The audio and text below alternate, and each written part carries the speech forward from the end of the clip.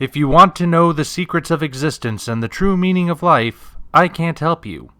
But if you want some book recommendations, why not try reading the ones I wrote? If you're a fan of giant monster mayhem and anime weirdness, why not try Operation Red Dragon: The Daikaiju Wars Part 1? If horror is more your style, you can't go wrong with The Occult Mafia. Those who enjoy their fantasy with a dark twist may be interested in Emerald of Maddox City. And if you're interested in shared universes, why not read all three? Hop on down to the description for links to all three books on Amazon. Enjoy whichever ones you read, and enjoy the video. Hello, ladies and gentlemen. I'm the Omni viewer, and I'm gonna do a little bit of speculating in this video. Recently, Legendary revealed the covers for a few upcoming MonsterVerse graphic novel releases. The covers for Godzilla Dominion and Kingdom Kong, the dual prequels for Godzilla vs. Kong, and the cover for MonsterVerse Titanthology Volume 1, which will technically be a re-release of two pre-existing graphic novel prequels, specifically Skull Island: The Birth of Kong and Godzilla Aftershock. And then there will be a Volume 2 that will group Kingdom Kong and Godzilla Dominion together, and that will be the Titanthology Volume 2. Now, with that news comes a question. Where's Godzilla Awakening in all of this? This was the very first one, after all. So, where is it? There's been no announcement that it's going to be reprinted or that it's going to be included in an upcoming Titanthology. And it's got me wondering why. Of all the books, why is this one getting so little attention, whereas the other ones are getting reprints and all sorts of news around them? That's what the speculation is about today. My speculation is trying to figure out why Godzilla Awakening seems to have fallen off the radar. And I think there are a few possibilities. The first possibility is that it simply hasn't been announced for a collection or a re-release yet. Like I said, the Titanthologies are going two at a time. You've got the two Godzilla vs. Kong prequels, then you've got the two other prequels for Skull Island and King of the Monsters, but that leaves Awakening as the odd one out, because currently that means there's an odd number of prequel comics. And Godzilla Awakening, being the very first one, probably just drew the short straw. And it is possible that in the future, when we have another prequel graphic novel, say maybe for that upcoming Skull Island anime that's in the works, we might get a prequel comic for that, and then it'll be packaged with Awakening, and everyone will forget there was ever any sort of discrepancy to begin with. That's possible. But there are other possibilities I'll get into now. The other possibility is that it might be a branding issue. You may notice one thing that the covers for the Titanthology, Kingdom Kong, Godzilla Dominion, Skull Island: The Birth of Kong, and Godzilla Aftershock all have in common. They've got a MonsterVerse logo on them. The monarch symbol with a portion of it shaded in to look like an M for MonsterVerse. That's on all of those covers, but there is no such logo on Godzilla Awakening. Nowhere on it at all, which is understandable because Awakening was published before the MonsterVerse was actually established. Let's not forget, the MonsterVerse was only established after Godzilla 2014 was released and Skull Island was brought from Universal over to Warner Brothers thanks to that whole legal loophole thing.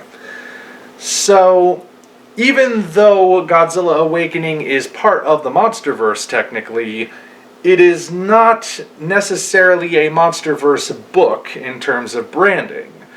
And that could be the reason why we haven't heard anything about it being reissued or collected for an upcoming Titanthology as yet. I mean, it would be an unusual reason, and it does raise the question of, if that's the case, why don't they just slap a MonsterVerse logo on it? Because, I mean, it's their brand, they could do it, but at the moment, that's the only thing I can think of that really separates Godzilla Awakening from the other MonsterVerse graphic novel prequels. So, maybe that's a possibility. Maybe there's something going on there that's preventing it from getting the MonsterVerse logo slapped on it. I can't say for certain, but I do wonder. Possibility 3 is some other kind of behind-the-scenes dispute that we just don't know about. Maybe Awakening has some sort of legal issues tied up with it regarding a dispute with one of the artists or one of the writers or Toho even, that's preventing it from being reissued as a MonsterVerse title and thus keeping it in a sort of limbo. Now, that is a very vague area, and I have absolutely no evidence to suggest that that's even the case. So don't get to thinking that I'm trying to spread some sort of rumor that there's a behind-the-scenes civil war a la Lucasfilm going on with Legendary, Warner Brothers, and Toho regarding the MonsterVerse. I'm just saying that if we're considering all the possibilities, that is one of them. But I don't have any evidence to support it, so I'm not necessarily going to put that much stock in it, unless of course something comes forward at some point, but I'm not necessarily counting on that happening. And the fourth possibility is that maybe Godzilla Awakening is going to be retconned, as in it will no longer be an official part of the story.